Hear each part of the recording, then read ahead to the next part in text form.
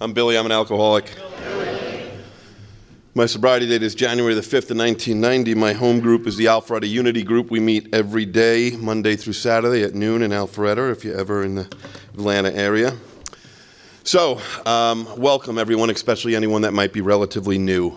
I have a dangerous topic tonight, I will admit. And I will know that I am going to say some things in the next 59 minutes that I am going to get emails about with it before next Saturday. There is absolutely no doubt about that. I originally thought I was speaking on the doctor's opinion, which relatively that keeps me under the radar and out of trouble. However, my topic tonight is AA 101. And the problem with that topic is, since it's give or take, almost 7 o'clock on the East Coast, it'll be 7 o'clock in a couple hours on the West Coast, which means there's a whole bunch of other AA events starting. Which means there's a whole bunch of other speakers who are going to say exactly opposite of what I am going to say for the next hour. There are some who are going to tell the crowd that's in front of them that if they don't do AA exactly as they do, they're wrong. I will never say that. There are others who will pronounce judgment, but the only thing that I have 100% figured out in Alcoholics Anonymous, and I mean 100%, is that today I do believe there is a God, and I know it's not me. That is the only thing that I have figured out 100%. And when I say I believe there's a God, my name should be Thomas. Somebody said something earlier today, like, it depends what day of the week you run into me. Because my brain has been my enemy since I've been born. I can watch the wrong show on some science channel, and God knows what I feel about God on that given day. And then other days, you might as well think I could teach Sunday school the next day. And I say all of that because if there's one thing new people deserve, is their own experience in Alcoholics Anonymous. We all want to talk like we can somehow schedule your spiritual experience. That is absolutely impossible. I do not have the power to schedule someone else's spiritual experience whatsoever. We could debate for an hour, recovered versus recovering. But yet there's another piece of our literature that tells me that if I want to live okay, I should really leave the debating society. That I don't function well in the debating. You know what the problem is? I function too well in the debating society. I love nothing more than to debate. But is that really helpful and useful? The longer I stay sober, the more I know it's not. And I want to tell you that you should have the same experience as I did. How is that possible? We don't all come from the same place. According to the book, there's one thing that we're supposed to have in common. That's it. Just one thing. It's found in a doctor's opinion. All these and many others have one symptom in common. That means we have thousands, if not millions, of things that make us different, except for one relatively sounds like a small thing. But if you have it, it's not really a small thing. That's the problem. Sounds small. It says, they cannot start drinking without developing the phenomenon of craving. That's the one thing we all have in common. Not all of you are Irish Catholic. Sometimes I hear people talk in AA like if you're Irish Catholic, that makes you alcoholic. Not true. It might make you a little bit more guilty and a little bit more thirsty, but it definitely does not make you an alcoholic. It doesn't make you play well with others. It comes with a lot of crazy things in the house when you're growing up.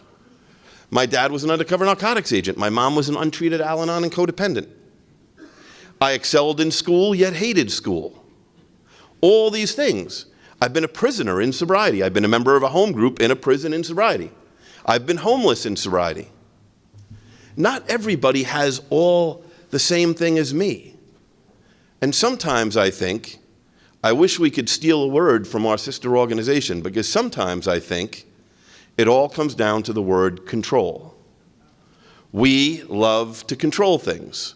We love to control people. We love to control everything. It seems to be in our nature sometimes. And so what I want to do is point you in the direction of finding out your own spiritual truths. You don't need to hear my spiritual truths. In fact, I tell people all the time, if you like what a speaker said, make sure it's backed up by our literature. If you don't like what a speaker said, don't get a resentment because maybe it's not really our literature. Like, do your own research. And so I believe that AA is only here because of the 12 traditions. That's what the literature says. It doesn't matter how perfect any of us become at working the 12 steps. And I'm willing to say there's people who are better at working the steps than me. But the literature is clear. Without AA, this all goes away. It all goes away. I am sure, as I'm here tonight speaking in this next hour, there will be at least 5 speakers across America and Canada putting down the word fellowship, as if our fellowship is a bad thing, as if getting a cup of coffee when you have 2 days sober and no place to live and haven't slept and haven't showered, that somehow because you're not writing a 4th step, you're not practicing Alcoholics Anonymous. It is absolute insanity, the things that people preach from our podiums in Alcoholics Anonymous. And I'm not afraid to talk about it one bit. And cliques. I wish the 4 most important words in all of Alcoholics Anonymous, and this is my opinion, so you won't find it in AA literature. But in my humble opinion, if you go down to the 3rd step and you go to that underline, you will see the 4 words, as we understood him. My experience in Alcoholics Anonymous is nothing has brought more people back to their 2nd or 3rd meeting than those 4 words. Because I'll get to the God word. No word has almost caused people not to come back more than the word that starts with a G. But those 4 words are ingenious. Almost didn't make it in this book. Now, the book I have in front of me is a condensed version, if you're new. It only has the first 164 pages. The appendixes, Dr. Bob's Nightmare, and in the front, it has the forwards to the 4 different editions. But if you have a regular big book, the man that's responsible for those 4 words is a man named Jimmy Burwell. Jimmy Burwell's story in the big book is called A Vicious Cycle. To me, one of the most important stories in all of Alcoholics Anonymous. Really important because, again, in the next hour while I'm speaking, at least 5 other speakers across the United States and Canada will throw out a canned line, and that canned line goes like this. The middle-of-the-road solution does not work for people like us. That is historically inaccurate, not true, and dishonest. Because if you read the story, A Vicious Cycle, the man who's responsible for getting those 4 words in the 3rd step, he writes the exact opposite. He writes, we chose the middle of the road. That doesn't mean he chose watered down AA. It means they chose the very heavy religious in Akron with the non-religious in New York, and they came up with a way that worked for everybody. That's what the middle of the road meant. It was not bad, it was not negative. But when I talk about cliques, and in AA today it drives me crazy, there's another story in the big book. There's only a few stories that have been in all 4 editions. As we've put new stories in, other stories have come out. But some stories have survived the test of time. A Vicious Cycle is one of them. Another story that survived the test of time is Our Southern Friend. The writer of that is a man named Fitz Mayu. Fitz Mayu, so I already told you, Jimmy Burwell, the most famous atheist in the history of Alcoholics Anonymous. Fitz Mayu, the most famous Christian in early AA. So Christian that the last 2 paragraphs of his story were taken out of the 2nd edition. They were in the 1st edition. If you get a 1st edition, you'll see them.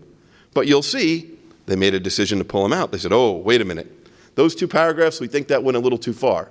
Now, I don't know if they should have or shouldn't have. None of my business. What I do know is Jimmy Burwell and Fitz Mayhew were best friends. What I do know is they're buried in the same cemetery in Maryland. And I try to tell my sponsees, that's the kind of relationship you should have with everybody in Alcoholics Anonymous. If you're picking and choosing who your friends are based on how they do AA, now I'm going to get to saving your life, but I just want to talk about cliques for a second. In my opinion, cliques kill us. Cliques turn us off from the sunlight of the Spirit. Cliques separate us. So many of us come in spiritually broken, morally broken, mentally broken, emotionally broken.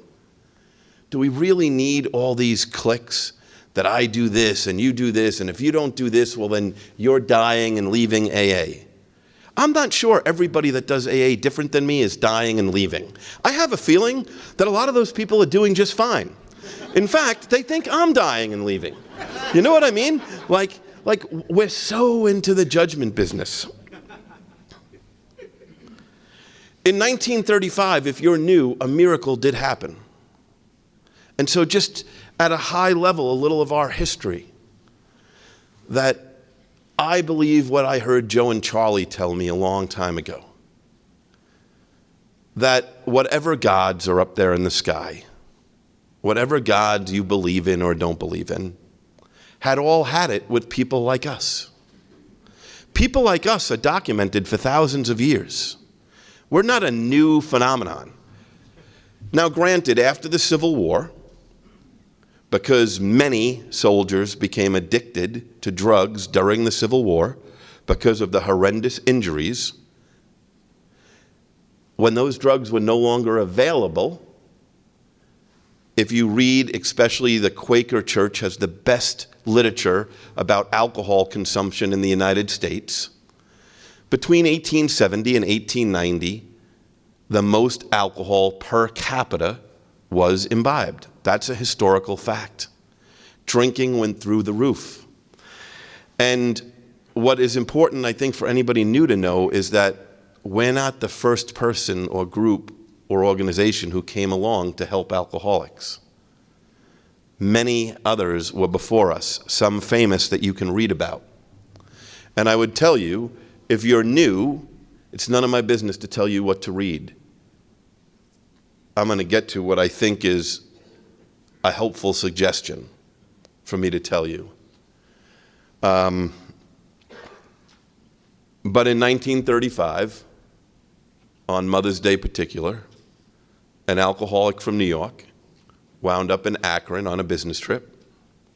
That alcoholic had not drank in quite a few months. That man's name was Bill W. Bill W. is a hopeless alcoholic of the type that we all are. And there's a famous story, if you've ever seen the movie, maybe some of you have seen the movie. There's two versions of what I'm about to tell you. There is the Al-Anon version and the AA version. Could not be a bigger supporter of the Worldwide Fellowship of Al-Anon Family Groups. If there's any members in this room, I want to thank you for your service and for your fellowship. But in that movie, what you will hear or see or watch is that Bill Wilson is upset because he has not been successful 12-stepping people before there even was 12 steps. He just couldn't get people sober. And he says that to his wife, Lois, in the kitchen. And what she says to him is the following: I don't care. You're staying sober. That's very good news if you're Lois. Not good news if you're like me and in this room today and an alcoholic. If he's not successful, that's great for Lois, very bad for the rest of us. And thank God there is an important meeting that's documented in other literature where he meets with Dr. Silkworth before he goes off to Akron. And Dr. Silkworth asks him, well, what's your approach?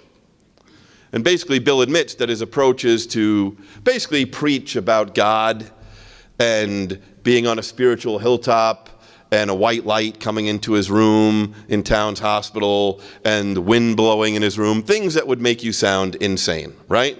I mean, if you were on the bus stop and somebody comes up to you and tells you that, you walk away, right? We're not saying it didn't happen. We know that there's great spiritual forces in the world. But when someone just drops that on you, especially if I'm hammered, I'm not going to believe you, right? I'm just not going to believe you. But what does Dr. Silkworth say to him? Your approach is all wrong. You have to talk about what it is to be an alcoholic. You have to tell them the medical problem you have so that they can identify that they have the same problem. Without that meeting, I mean, it's so hard to believe what AA would be like without that meeting between Dr. Silkworth and Bob. Because we all know, and I can't give you the detailed version, but Bob basically agreed to his wife and Henrietta Sieberling to give this man from New York 15 minutes. I'll give him 15 minutes, he said. And that meeting turns into hours. And what Dr. Bob would later say is exactly what Dr. Silkworth told Bill. It was the first person he ran into who described having what he had. The symptoms that he described are the same ones that Dr. Bob had. Now, we count our sobriety, our anniversary, our sobriety date as an organization, the birth of AA, June 10th of 1935, because there needed to be 2 sober people, and Dr. Bob did not get sober right away. And believe me, you can go to an AA history conference and we can argue about June 10th, 1935 as well. And whether it was different dates, I mean, we could take it to. For this purpose, it makes no difference. Now, how did we get to 1935? And if you're new, I can tell you, you're looking at a person who was a die-hard atheist for a long time, a couple of years in Alcoholics Anonymous. Now, I don't know if I didn't want to believe in God and was hoping there really wasn't one, or I didn't believe. It could be either or. But today I do believe. But one of the reasons I believe is because of things I've witnessed in Alcoholics Anonymous that are not humanly possible. I have witnessed miracles that are not humanly possible. Now, as I read our history, I'm able to witness miracles that I'm reading about, that if they didn't occur, we're all dead. I mean, there's lots of things you hear about when you show up to AA. Home group sponsor, service, meeting after the meeting, 90 and 90, court cards, big book, conference, profanity, God. I could go on and on. That's just a short list that I wrote in like 7 seconds. But how many times are we in a room sometimes when we hear arguments about court cards? So I'm going to tell you right now, I can't tell you what to do with court cards. But if you're new, I'm going to tell you how I expect it at my group. I expect you're going to be on time. Welcome to AA. You don't get to disturb my meeting by being late because you're like me, some young punk who was told by a probation officer I have to go to AA. But I'm going to go to AA the way I like to go to AA, which is I'm going to smoke a couple of cigarettes outside, I'm going to talk to a couple of girls, and I'm going to disturb the meeting while it's going on. I fully support groups that collect court cards in the beginning of a meeting and hand them out after. In fact, I'm not sure there's another way we should do it for new people. But when people start going so far as to say court cards are just inherently evil, then I know they don't read our history. Because we're all sitting here tonight because of a man that a judge sent to the Oxford group, that a judge shouldn't have sent there. I mean, imagine that for a second. And if you don't know the history, I'll just give you the very skimming top. That there's a man named Ebby Thatcher that Bill W. grew up with. Ebby Thatcher was a hopeless drunk. He's kind of like me. Bill W., it's hard for me sometimes to identify with Bill W. I didn't go to a prep school. I wasn't a war hero. I didn't arrive on Wall Street. I arrived at an Irish bar when I was allowed to stay in after it's closed, right? A lot different than arriving on Wall Street. Ebby Thatcher's kind of like me. Loves to get hammered. Always gets in trouble and locked up when he gets hammered. That's my kind of drinker. Ebby Thatcher got locked up once again. And what happens? He's in court once again. And two men are there with him, Sieber Graves and Roland Hazard. And they belong to this new thing called the Oxford Group on some farm in Vermont. Now imagine, just for a second, you're that judge. Here's some guy who keeps getting locked up. He can't behave himself. He won't stop drinking. Every time he drinks, he does something stupid. And here's two guys who belong to some cult called the Oxford Group, and they're telling the judge, you know what, let him go with us. Don't send him to jail. I mean, logically, the judge should have probably sent him to jail again. But instead, he sends Ebby with these two men. Imagine that judge didn't do that. Yet today we want to talk about judges, and it's just insanity to me when we want to be an executioner. I talked about control. We want to be judge, jury, and executioner. There's a reason in the real world separate people have those jobs, okay? No one person is allowed to be the judge, the jury, and the executioner. Now, if there's ever a group of people that feels they can do all those jobs, it's us, right? We are a strange group of people sometimes in the way we think. We think we do have that ability. Now, Roland Hazard, who I mentioned, when you think about believing in God and miracles, is, for me, and some people have probably heard me say this before, I'm a diehard New Yorker, right? And so much so that I'll say to people in Akron, it's really not the birthplace of AA. Like, I understand you say it is, and it looks nice on forms and flyers, and I understand when everyone comes there for Founders Day, you say, welcome home. It all sounds nice. But it was a New Yorker that came to Akron that started Alcoholics Anonymous. But even that is really not true, historically. In this country, or in the world, AA was really born in Worcester, Massachusetts. And I know that sounds strange, but that really is the truth. Worcester is a small, at that time, small town, now small city, just west of Boston. It's the home of Holy Cross University and Clark University. And in 1909, Clark University celebrated being only the second school in America to give graduate programs. It was their 20th anniversary.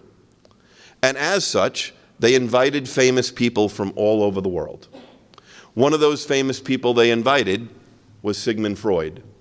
Now, Sigmund Freud is not important to me.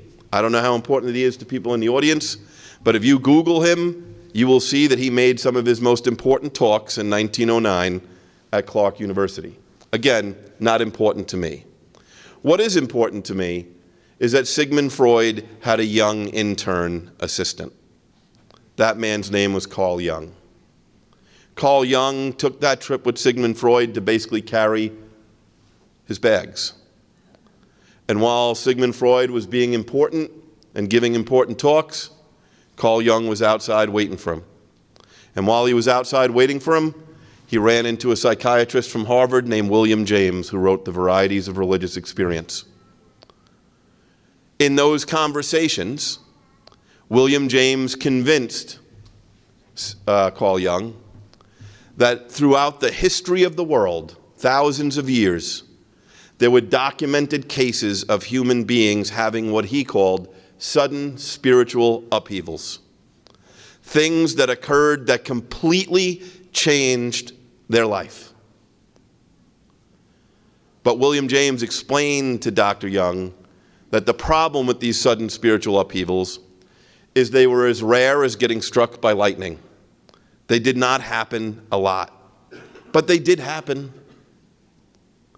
Amazing Grace was written by a slave ship captain, and I could go on and on and on with examples. But what's, to me, so God-driven is that William James only lived 10 months after that meeting. If that hadn't happened, because you remember I mentioned Roland Hazard was with Ebby in court that day. In this big book, when you read it with your sponsor, you'll see Roland Hazard referred to as a certain American businessman who came under the treatment of, guess who? Carl Jung. Could you imagine if Carl Jung never met William James? Imagine if William James died a year before he died. None of us are sitting here today. So when I say I believe in God because I've either witnessed miracles or read about them, that's not like I'm not making that up. Like I know that it's seconds and inches that Alcoholics Anonymous has survived for all of us to be here today. And if you ever get a chance to go to Akron, at one point Bill W. did correspond with Dr. Carl Jung, and his response is framed in the Akron Intergroup archives.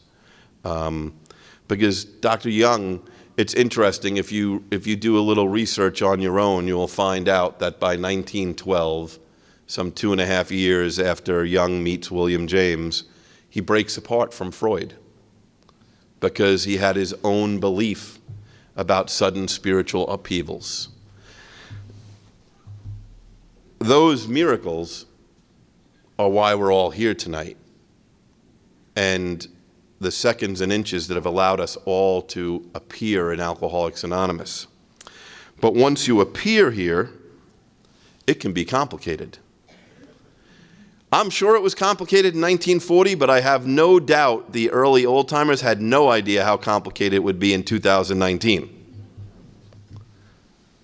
There's just no doubt about it, that the world is complicated, recovery is complicated, the recovery community is complicated, Alcoholics Anonymous at times can sound complicated, which is why we owe the newcomer, when we meet a newcomer, it's our number one duty to present them with Alcoholics Anonymous. And that might take some time. I never blame the person who others might think is behaving bad in a meeting or sharing inappropriately. The list goes on. It all has to do with bad sponsorship. It all has to do with unsponsored people. If you're new, I would just let you know we do have 3 sets of spiritual principles. I mean, how do you not mention that in AA 101, if that's the title? We have 12 steps, we have 12 traditions, and we have 12 concepts. For me, it's very easy because we have 3 legacies: recovery, unity, and service. And recovery belongs to the steps, and unity belongs to the traditions, and service belongs to the concepts. But for me, the easier way for me to just keep track of it is the steps, that's our message. We only have one message, and it's the steps. The traditions are there to protect the steps and our message. And the concepts are there to perpetuate our message. Because sometimes we get carried away with ourselves, as you know, as alcoholics. We can't help it sometimes. We get carried away. But sometimes we make ourselves sound out like we're the number one do-gooders in the world. Like there's no better people in the world than us. That's just not true. I meet people who are not alcoholic, who are such great people, I'm jealous of them. But this whole thing about perpetuating our message is important. Now, I might not be the only one, but maybe there's somebody else in the room who is a fan of the show True Blood. It's not on anymore. A couple people acknowledging me. I was a big fan of that show. Now, if you never watched it, I'll tell you the premise.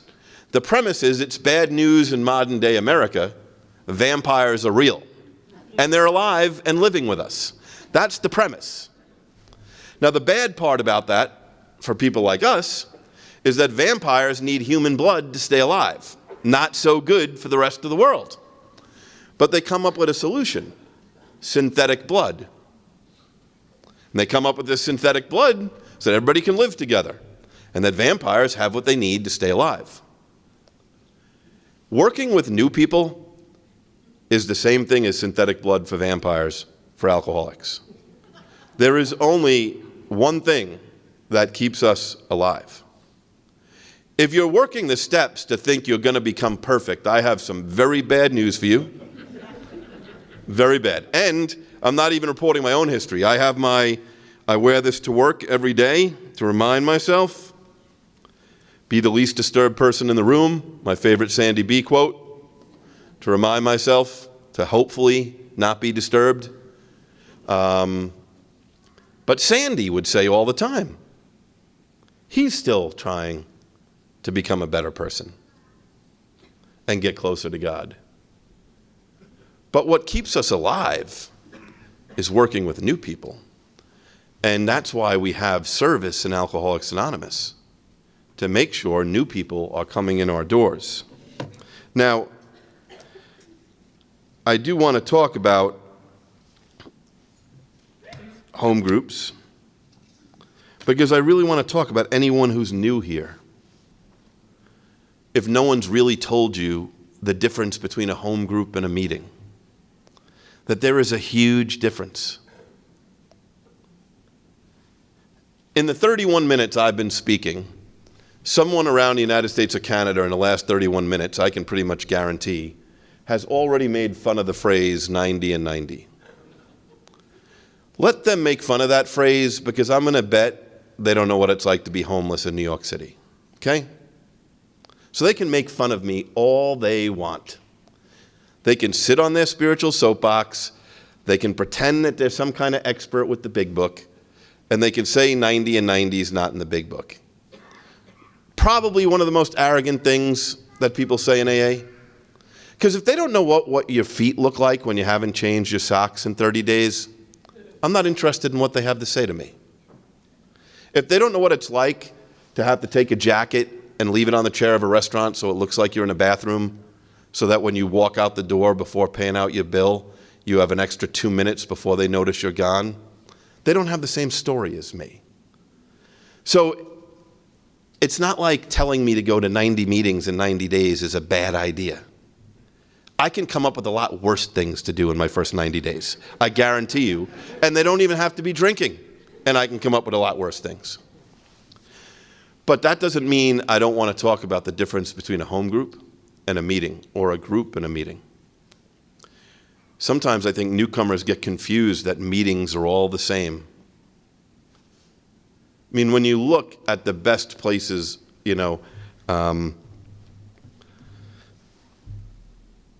every newcomer, no, it's not going to happen right away, but you have to have a home group.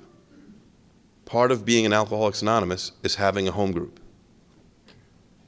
I told you I have a home group, a sobriety date, and a sponsor, and the only reason I say those three things is because between being in 9th grade and January the 5th of 1990, I never had all three of those things on the same day, ever. I'd be lucky to have one. 2 would be a stretch. But having a sponsor, a home group, and a sobriety date, that's like jacks are better to open in poker if you gamble. You need those three things. And a home group, it's less about the quality of the meeting. People talk about, oh, that's a bad meeting, this is a good meeting. Let me just give you my view of someone who travels on business all the time. And I've been to many cities in America multiple times. You name a city, and I'm not going to call it out, but if you were to, I could probably tell you where the crazy clubhouse is that everybody makes fun of, and I could tell you where the perfect and sobriety club is, and where they all go.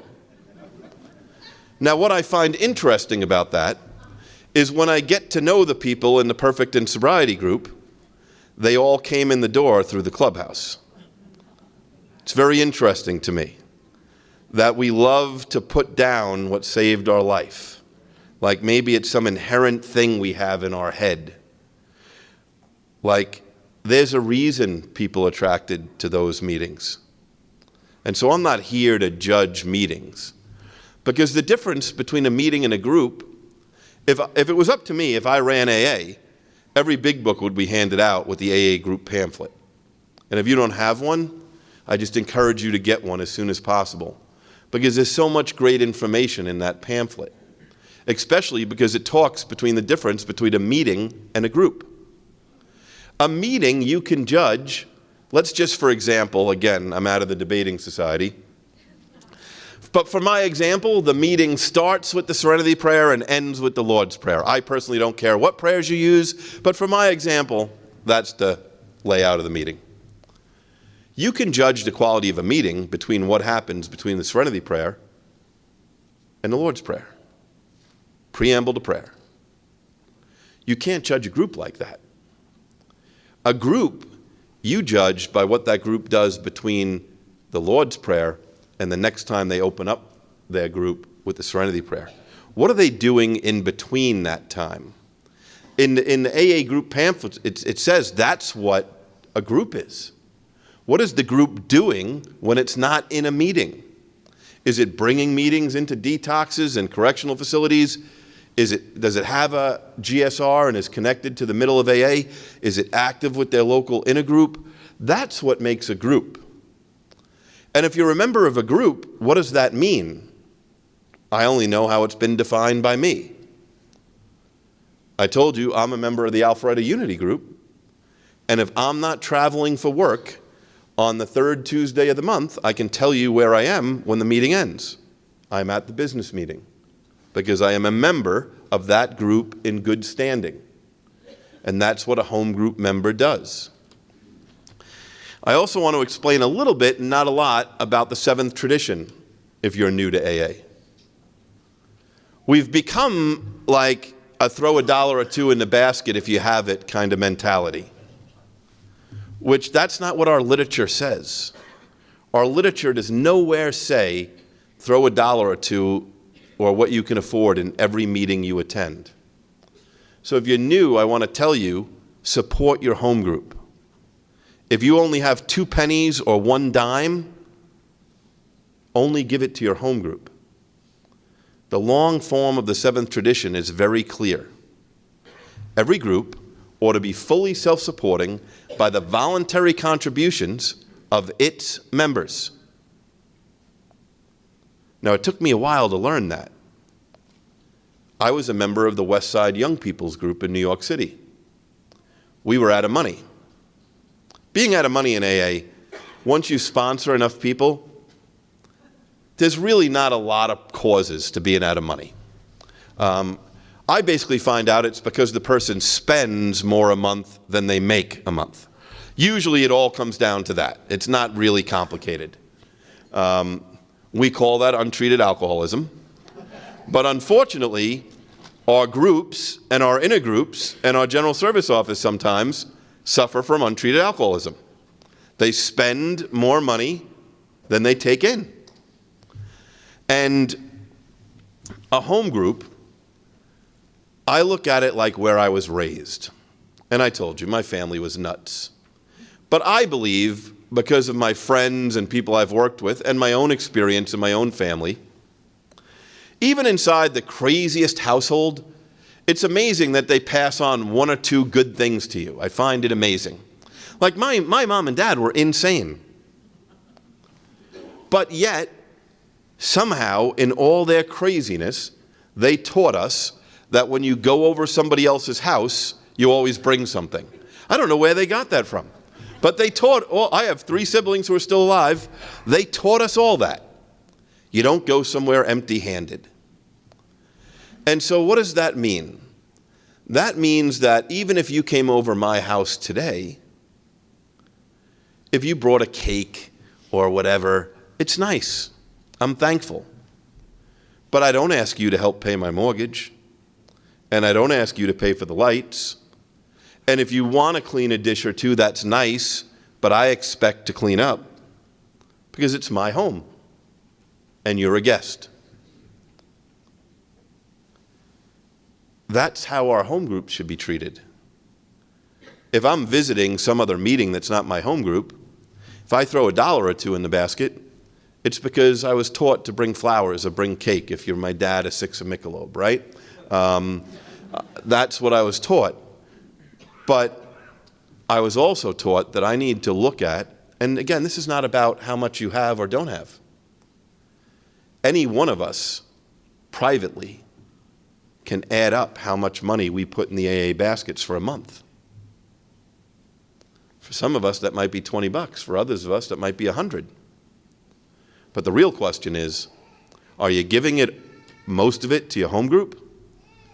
Or are you spreading it around in all these meetings you go to, making us like a meeting-attending society, which we were never meant to be? My home group, the Westside Young People's Group, I came up with a brilliant solution.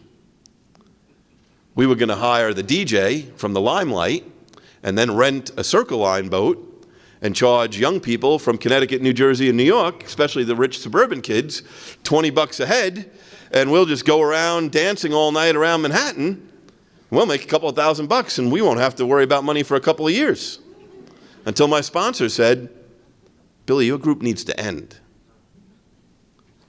Billy, your group is spiritually sick.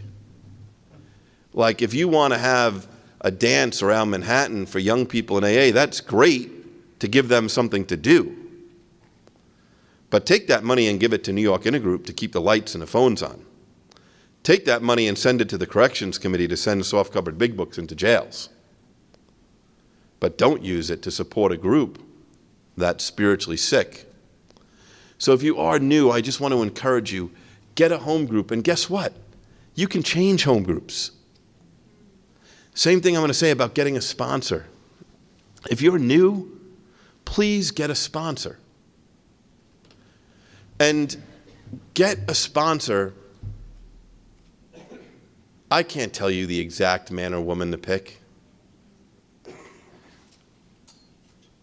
Listen, there's a time in my life when I picked a sponsor because he had the best equalizer in his car, okay?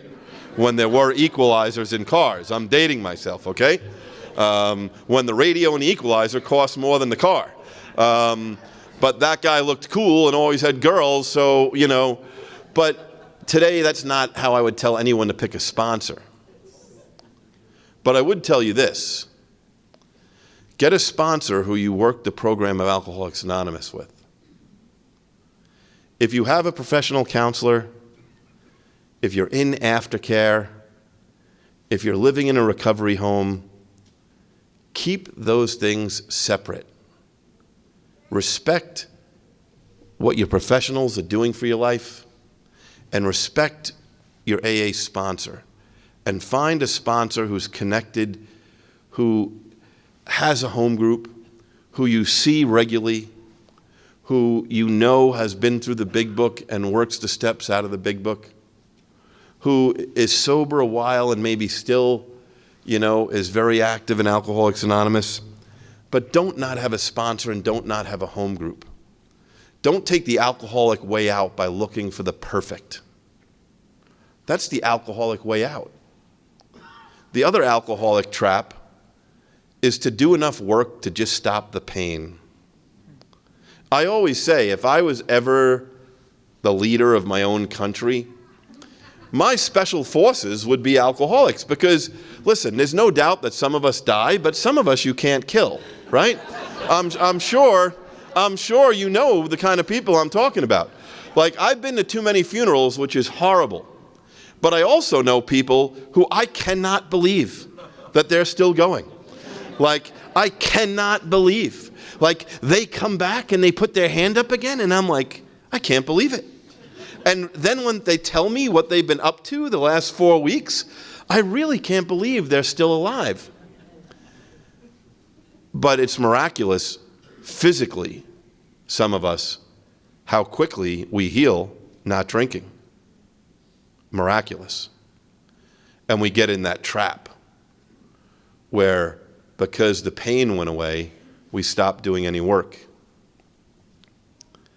It's like being in a business and you are losing money and you get to zero.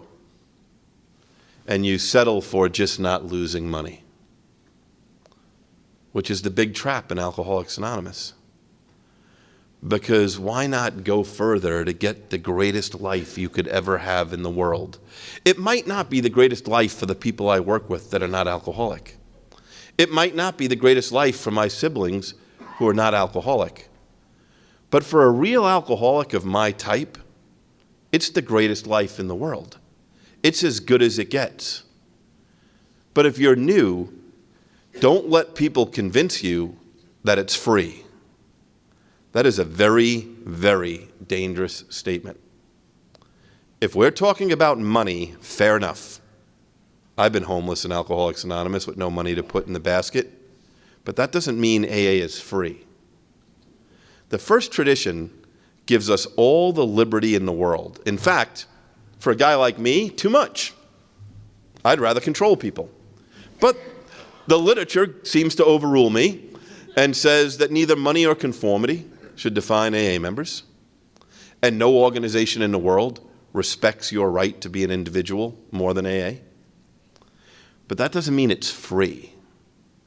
There is a spiritual trade-off you make for this great life. I told you I travel for work all the time. I still make sure I know where meetings are. I told you what my sobriety date is. I still make sure I attend meetings when I'm on the road.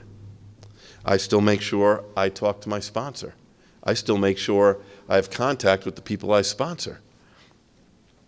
There is a giving up of individual freedom regarding our time that we make that agreement with God when we come into Alcoholics Anonymous. So if you're new, I just want to stress, please get a sponsor and a home group. And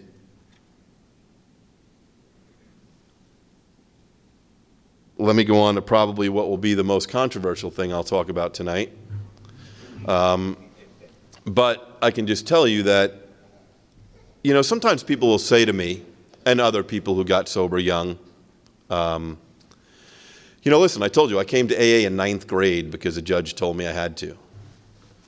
I got sober a month before my 24th birthday, and a couple of months later would be incarcerated for a good amount of my first year and a half, where I would be a member inside. When I got out, no place to live. I mean, I only say those things because that just, makes who I am, and so sometimes people will say, well, why my home group's not a young people's meeting, but some people will say, why do you still like going to young people's meetings sometimes, or why do you like going to young people's conferences sometimes? And I'll tell you why. Because there's another person out there in the U.S. who loves to rip me apart from the podium. It's because I'm 52 years old. I never meant to be 52 years old. I am an executive for a very large business. I never knew or had any idea I would ever become a leader of a very large business. I travel the country. I leave my house. I get in a car. I get to the airport. I get on a plane. A car waits for me. It takes me to a meeting. I go to that meeting. Another car picks me up. I go to another meeting. I get out of that meeting. A car picks me up. I go to dinner with clients. That doesn't make me important or anything else. I'm just telling you, that is my life usually 3 days a week. And I sponsor people today who got sober in their 30s, 40s, 50s, 60s, and 70s. I don't know what it's like to make it to 50. Still drinking the way I drink? Not happening. But that doesn't mean they're any less alcoholic than me. I sponsor people today who somehow had a company credit card for 20 years and never did anything wrong. I have a company credit card now. I will tell you, if I start drinking, I am losing my job that night before midnight, okay? Before midnight. You're going to give me a company credit card and a driver and I can go anywhere I want and buy anything I want and do whatever I want to do? I'm losing my job that night. If I go to a young people's meeting or if I go to a young people's conference, that's where I'm going to hear people who drank like me. That's where I hear people who drank in the woods like me, who drank behind the movie theater like me, who got thrown out of high school and drank in school like me, who were always suspended or in detention like me. That's where I run into people who lost their driver's license before they even had a driver's license. That's where I run into people who between the ages of 16 and 20-something, they're one big violation of probation, one after the other after the other. They drink like I do. And identification is super important in this fellowship. Being able to identify is super important. And so the reason I say that is because as I go around in where I live today, and where I travel to, there is a huge heroin epidemic, and I'm sure you all know. It is killing people. The only thing I can compare it to is when I got sober in 1990 and when I was released from custody, there was a thing called the AIDS crisis going on. And if you were sober between the years of 1988 and 1995 specifically, if you were sober like me, it was horrific. Because in every 12-step program, people were dying every week. It wasn't like today with HIV, where people can live forever because of the miracle of modern medicine, which is awesome. But remember, my meeting home group was Midnight Madness in Greenwich Village. I went to meetings all over New York City. People I met that were kind to me and nice to me, who I hated because they were gay. Let me add that. Me. Pathetic, criminal, alcoholic, who judged somebody because they loved somebody who was the same sex as them. Like I should be the judge, jury, and executioner. These people who even knew that I had contempt for them, who bought me a hamburger when I didn't have money to pay. But today, we have the heroin crisis. And it's killing people all over. And the reason I bring that up is because how do you talk about AA 101 without talking about alcoholism and alcohol? And I think this is a very sensitive place where a sponsor has such an important job. And I should shut my mouth and stay out of it regarding individual people.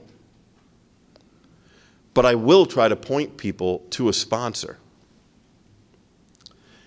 I know in my years of being a sponsor that there's a big difference between the following couple of different types of people. There's a big difference between somebody who is a drug addict that has never drank. There's a big difference between an alcoholic who happened to use drugs when they drank, an alcoholic and a drug addict who happened to drink. Like, I don't know about who other people work with. The people I work with, they all do lots of stupid things when they drink. That's what alcohol does for me. It doesn't make me an alcoholic, those stupid things, but I'm one of those alcoholics where put alcohol in me and the worse it gets. Like, everything is a better idea the more I drink. And actually, the worse idea it is, the better it sounds to me, actually. It's crazy. I'm in a bar at 2 o'clock in the morning, right near the boat ramp, and somebody wants to challenge me to a race to the first buoy at 2 in the morning. That sounds like a good idea to me. Like, I'm going to swim again and tell that person, that sounds like a good idea. I'm going to turn off my headlights going down my mom's street because that sounds like a good idea so that nobody will see me coming down the street, except for the cop who pulls me over for not having my headlights on, right?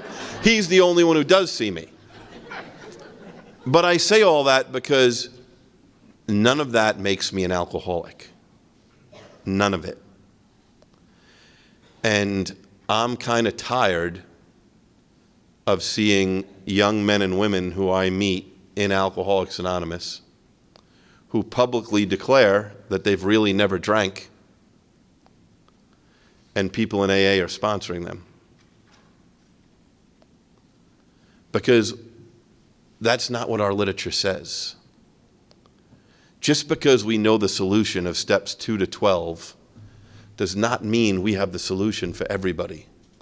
And for some reason, we treat drug addiction, and I mean pure drug addiction, where the person says, if you're an alcoholic and a drug addict, I could care less. I'm not talking about that. I'm talking about people who admit and publicly declare they've really never drank. I'm tired of seeing those people OD while attending AA meetings. It is heartbreaking to me. It is devastating to me. A lot of this confusion comes from open and closed meetings. And again, I would tell you to get the AA group pamphlet, because it tells the difference between an open and closed meeting and what each is. A closed meeting is for people who have two things. You have to have a desire to stop drinking and a drinking problem. So many times I run into people and they'll say they're going to this meeting, and I'll say, "Isn't that a closed meeting? I thought you told me you didn't drink." And they'll say, "Well, Joey told me to just say I have a desire to stop drinking."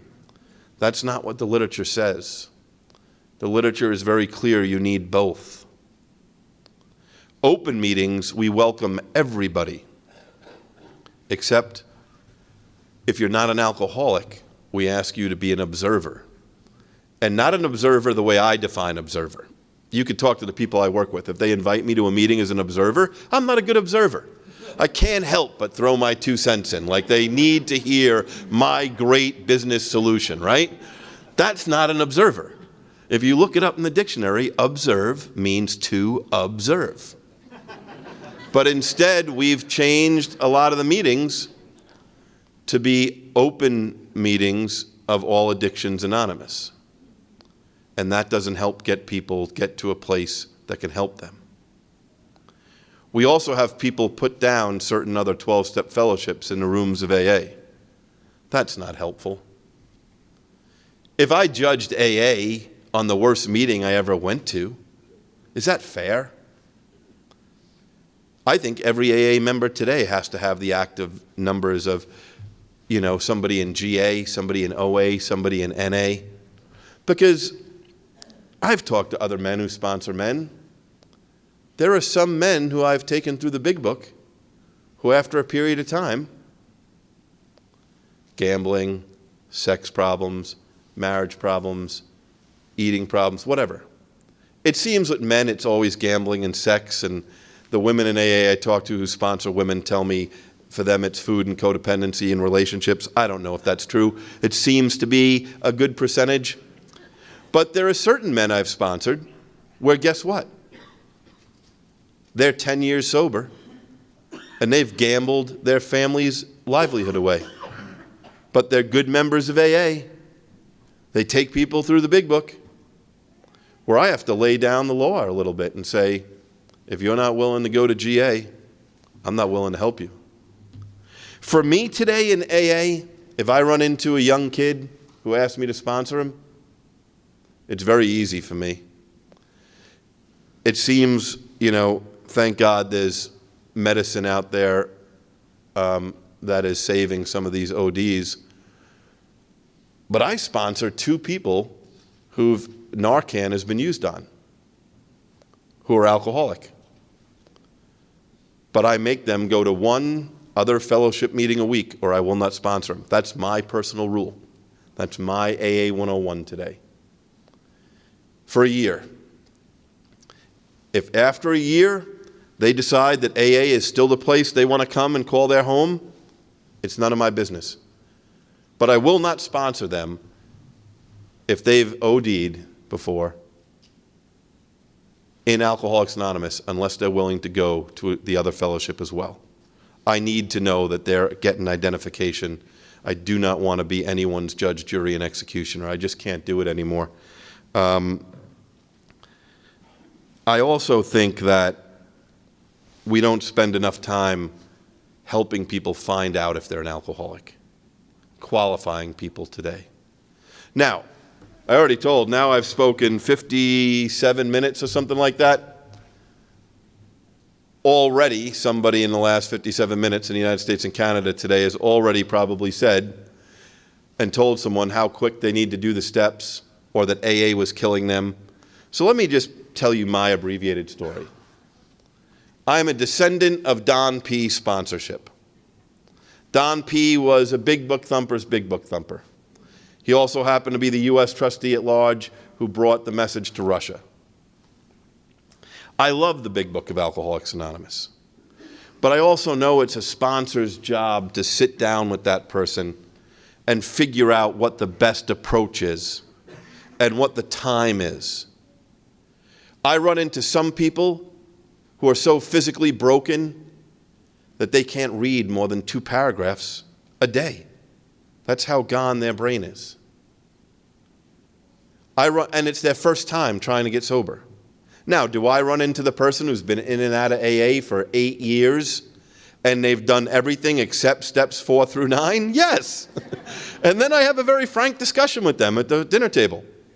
Listen, you've been in and out of 8 years because of something Joey Charlie said a long time ago. The big book says, rarely have we seen a person fail who's thoroughly followed our path. Joe and Charlie used to say, rarely have we seen a person fail who's done steps 4 through 9. So if that's the case, then yes, you're getting into the steps right away. But I also know that being compassionate is not out of style. Being kind is not out of style. Sometimes I think we forget. I think people get too many years and not enough days. They forget what it's like to be new. They forget what it's like to be broken. I'll stop by telling a 2-minute story about Chuck C. I said today, Chuck C is like my Led Zeppelin. I never got to hear him speak, just the way I never got to see Led Zeppelin play, right? I have those two resentments in life, you know? But I listen to a lot of Chuck all the time, and he tells a story of speaking in Laguna Beach, California, where he lived, and he goes out to a speaking commitment somewhere else in California. And when he gets there, someone tells him, that guy back there is at his first meeting. And what I love about Chuck is he talks about the alcoholic ego better than anyone I've ever heard. Because I don't have an ego, right? So I guess that's why right? But it's amazing to me. And he says on this tape, when that person told me that that person was new, I knew in my head their life was in my hands. And I said to myself, I need to give the talk of all talks tonight. That person, I got to save their life. And he says that he spoke that night, and as he was driving home, he thought to himself, that was the greatest talk I've ever gave. That really was. And he says about 1.5 years later, he shows up again to speak at that same place in California. And when he's there, who does he see across the room looking much different but the guy who was at his first meeting?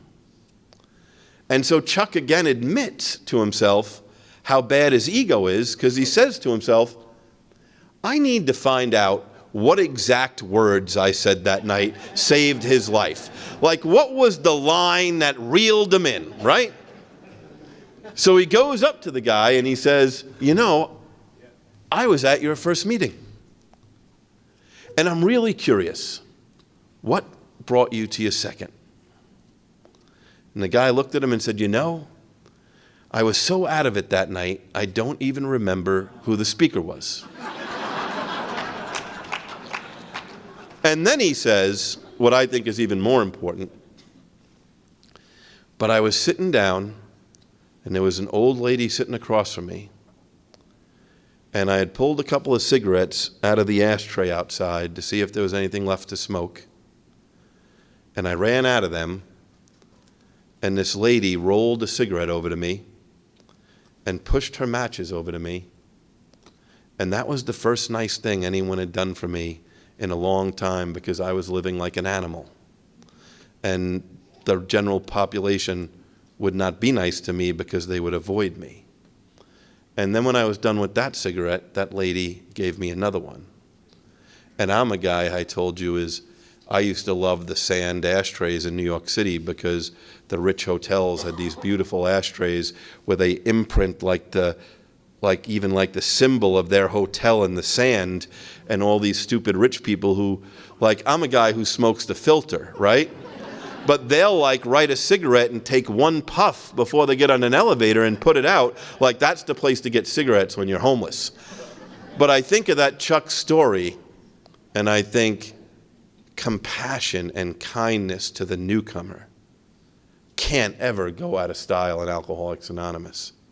So I'm really grateful to be here this weekend, If you're new, I really welcome you to Alcoholics Anonymous. That this is the greatest, it might not be the greatest life for other people, but for people who have the disease that I have, it's the greatest life I think that we're capable of having.